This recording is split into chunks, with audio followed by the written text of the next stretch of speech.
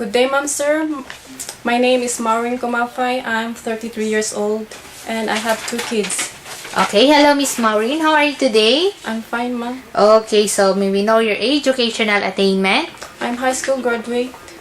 Okay, so can you manage to work abroad, right? Yes, ma'am. Okay, so can you tell us about your working experience? My working experience here in the Philippines Okay, so did you work here in the Philippines for how many years? for 2 years, ma'am. Okay, so can I know or can we know how many family members that you serve? I serve 1 couple and 1 5 years old boy. Okay, so can you tell us what are your main duties and responsibilities of your employer before? My main duties and responsibilities are waking up early in the morning to cook breakfast for them, and after that I'm going to wash their dishes. Then I'm going to send the boy to school. After sending the boy to school, I have to go home back and clean the house, then cook lunch and dinner. Okay, so what made you decide to work in abroad? I decided to work in abroad for the future of my children and For your family also? and for my family also. Okay, so what have you learned from your past employment? I learned them how to be patient, and I learned them how to clean all the house. Okay, so can you Chores. tell us the proper way in taking care of a newly born baby?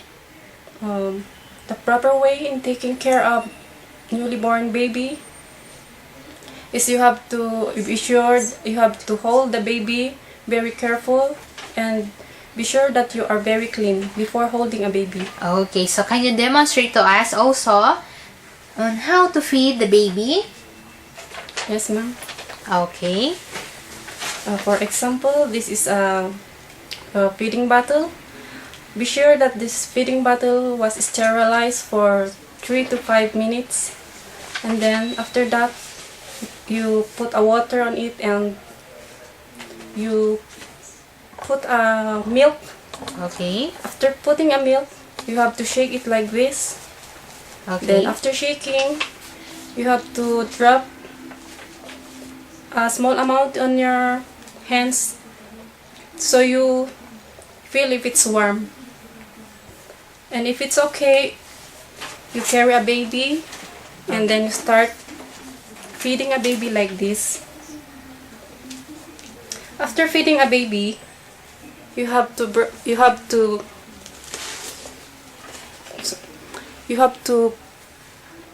Birth the baby. burp the baby like this, and be sure that the baby is not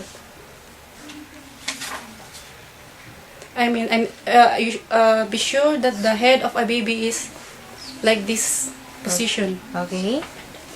After then you tap the back of a baby gently by doing like this, and if he burp, then that's the time you make a baby sleep.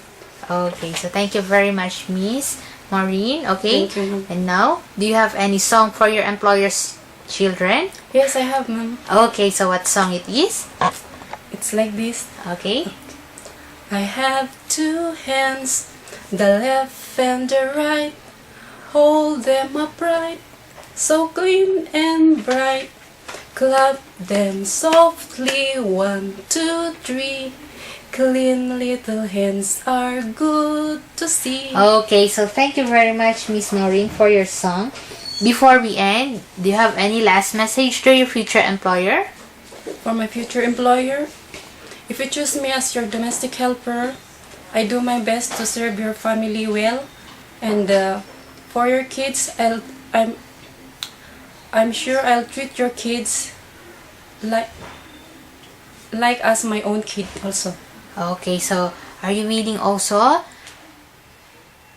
to have and to take care of the children as your own child? Yes, ma'am. Okay, with love and care? Of course, ma'am. Okay, so are you willing to learn how to cook Chinese food? Yes, ma'am. Okay, so are you willing also to follow the rules and regulations inside the house? Of course, ma'am. Okay, so thank you very much, Miss Maureen, for your nice message, and hope you can find an employer very soon. Before we end, can you show us your best smile? Okay, and thank you for coming. You're welcome, ma'am.